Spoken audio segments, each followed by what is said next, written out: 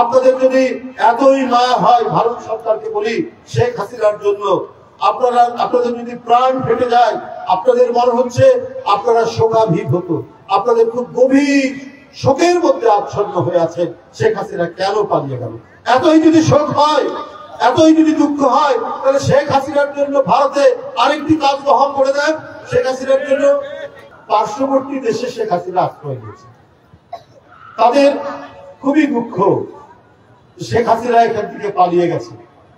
এই কারণে নানা ধরনের তারা তাদের দুঃখ বেদনার গল্প আমরা শুনি পার্শ্ববর্তী দেশে, কি করে তারা আবার হাসিনাকে সেই লুটতন্ত্র, সেই হরিলুটতন্ত্র, পাচারতন্ত্রের মধ্যে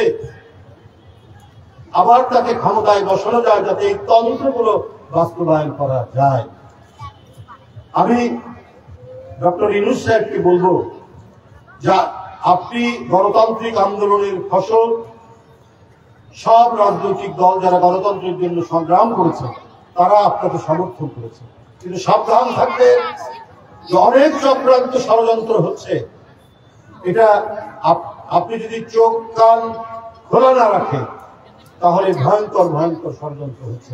আমরা প্রতিদিন পার্শ্ববর্তী দেশ ভারতের তাদের যে মিডিয়া, তাদের ইলেকট্রনিক্স মিডিয়া থেকে বাংলাদেশের বিরুদ্ধে যে ধরনের অপপ্রচার করা হচ্ছে, স্বাধীন সার্বভৌমত্বে যদি বিশ্বাস করতো বাংলাদেশ একটি স্বাধীন রাষ্ট্র, বাংলাদেশ একটি সার্বভৌম রাষ্ট্র, তাহলে পার্শ্ববর্তী দেশ এই ধরনের অপপ্রচার করতো না।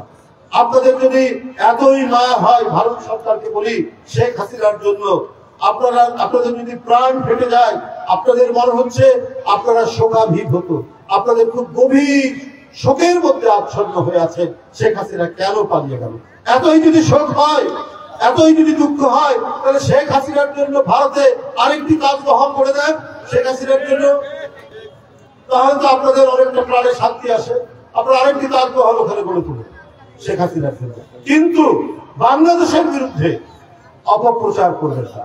এখানে হিন্দু মুসলমান আমরা যুগ যুগ ধরে, আবহমান কাল ধরে আমরা একে অপরের আনন্দ বেদনার সাথে আমরা মিশে আছি। সেই জায়গাটিকে আপনারা নষ্ট করবেন না, কিন্তু আপনারা পরিকল্পিত ভাবে আপনারা সেটি নষ্ট করছেন। তাই অন্তর্বর্তীকালীন যে সরকার এবং অন্যান্য সমমনা গণতান্ত্রিক রাজনৈতিক দল প্রত্যেকেই আজকে সতর্ক থেকে, সজাগ থেকে, আমাদের যে বহুদিনের অর্জিত যে গণতন্ত্র, যে গণতন্ত্রের জন্য ইলিয়াস আলী নেই, চৌধুরী আলম নেই, সাইফুল ইসলাম হিরু নেই, অসংখ্য তরুণের গুম হয়ে যাওয়া, অদৃশ্য হয়ে যাওয়া, অসংখ্য তরুণের